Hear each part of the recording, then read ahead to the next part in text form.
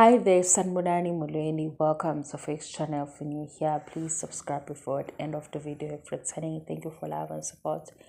I appreciate you. Turn the same indaba inamakhosikazi. So kuno vilala ethi umsele kuphula isithembiso sokuthi uMakhumalo wathi ngiyathathe umakhelwane ungakubo. Yabo ngoba sikhuluma ngesithembu-ke asoqala kumacelele phezulu. Uma umacele enganika ithuba lokuthi zingaki izithembiso umselekazi enzile wayiphula.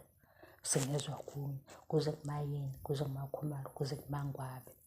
EsikaMangwabe-ke sisazi ngoba bakhulumile kule TV show ukuthi uMangwabe umseleki wathi kuye uyena ozoba unkosikazi wokugcina.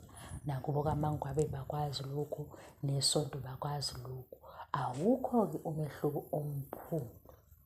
Umehluko ukuthi kunoshintsho manje ekuphuleni izethembiso. Onke lamakhosikazi anendawo azoyisho.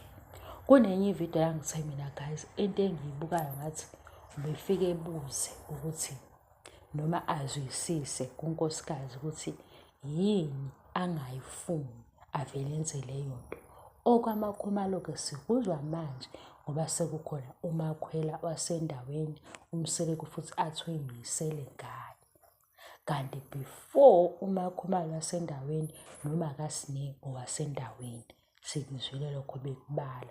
Umseleki waze wabala ukuthi umndeni wakhe nomndeni kamakaSineya kwaba khona ingxabano ekhona. Sayibuka lapho ukuthi iqale nini kuba nzima indaba kaSineya eyingane phakathi kwemindeni ewu-2 engasazwani ngento ey'thile. Into engikutshela yona akukho kusha ukuphula kwezethembiso. Sikuzwa manje ngoba manje sekuqondene noMakhumalo. Sekuvela nokuthi-ke uMakhumalo indaba kaNumber 5 akasayingeni kulo season 8. Kanti kulamanye amasizini ethi yena u-24 hour ubekwazi ukuwushera nomunye unkosikazi because ubedlala indima yokwakha. Yingakho-ke abantu sebethi kanti yini lesingaka inkulu. Kwathiwa-ke lo okhona manje uwumakhelwane. Maye umakhelwane usenza kube nalokho.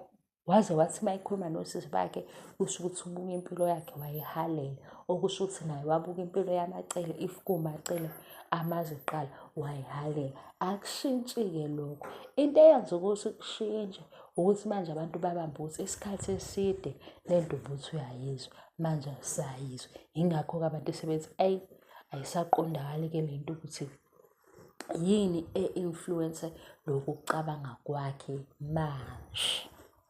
Kunezathu ey'bekwa abantu ey'hlukahlukene, kodwa ukuphula kwezethembiso ukuze bebe khona abanye kusho ukuthi khona izethembiso eziphuliwe komunye nakomunye nakomunye, kwenziwa umuntu oyedwa. Yingakho sithi uma sizolalela omunye unkosikazi simuzwe echaza umuntu ohlukile, yikho simangala because masilalela laba abanye baveza umuntu oyedwa lo esimbuka ku-TV show okuyena owenze lokhu wenzeka ngokuphula izethembiso kamanye amasayidi ukuze afeze izifiso zakhe.